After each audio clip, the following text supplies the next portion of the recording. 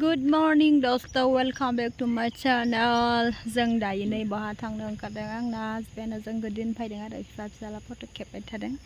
जों दायो गारि नेबाय थादों, जोंनि गारि नै जोंनि कालसाराव गारि नेबाय थादों आरो बिसोरो ब्लग लाबाय थादों आरो ओमफ्राय जों बड'लेण्ड गारिजों थांगोन।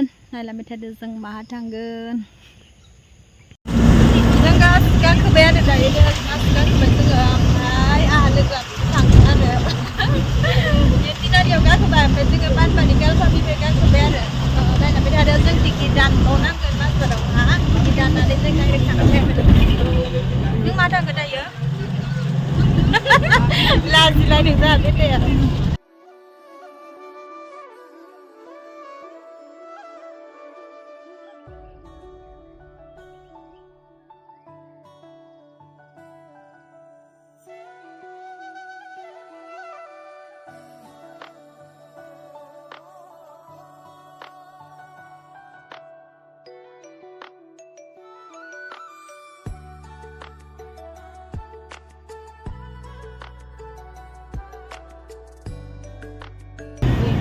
Bareng nggak pakai? Gas kan juga? Bareng nggak pakai? Hah?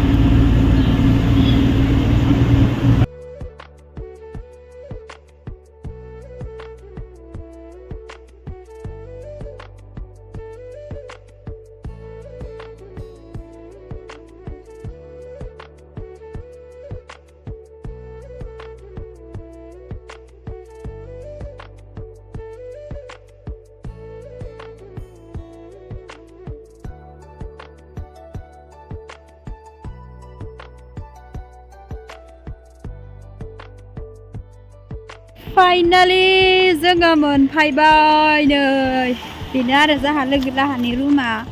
जों दा हाबलांसै नै सैमा सुरबादावनो जोंखौ इनभाइट खालामनो हाबाय नै बे सैमाया जोंखौ हेन्डशेक हेन्डशेक हेन्डशेक नै उन्दुना होबाय नै जोंखौ नेफायदों बियो। बे जाहैबाय लोगो लाहानि न' आरो रुम। हाय बिबार बारि माथो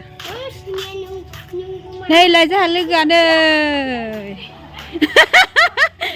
नै बेसेबांबा गोबावनि उनाव दिनैसो लोगो मोनदों नै लाजिसै आरो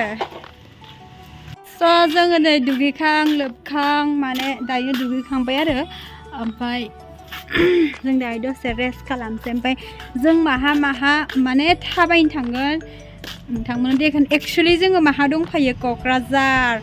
जोङो क'क्राझारखौ आङो माने दिनैसो फार्स्ट टाइम नुदों आरो ना क'क्राझारखौ माने आंनि खोनाबाय थायो होमबाबो फैनाय जायामोन। बा आंनि लोगोआ थानायखाय जोङो बेरायनो होननानै फैसाबाय आरो दुगैबाय लोबखांबाय दायो जोङो ओंखाम मैगं जानोसै आरो आं गाबोननि भिडिअ माने जों माहा बेरायनो थांगोन आं नोंथांमोन देखायगोन। ओमफ्राय नै हेन्डसामहा गारि गोदानबो मोनबाय आरो सोर बायनाय बेखौ? आन्टि गारि गोदानबो बायनानै होबाय। आङो दायो नै नेक्स्ट मर्निंआवहा माने दायो 3 o'clock जाबाय आरो ओमफ्राय दायो जों बेरायनो थांनानै एसे खेनायखौ आङो माबा जादों नै आंहा खेनाया जास्राला ओमफ्राय बे आंनि लोगो आरो आं बेजोंनो जाबाय खेनायखौ नायबाय थादों लोगोफोर क'क्राझार टाउनखौ टेम्परारिसो जादों आङो। क'क्राझार टाउन फार्स्ट टाइम नायनायनि खोथा एसे देलायना नायाबा फैनानो हय दे होमबा नायलांबाय थाबाव आंनि भिडिअखौ लोगोफोर।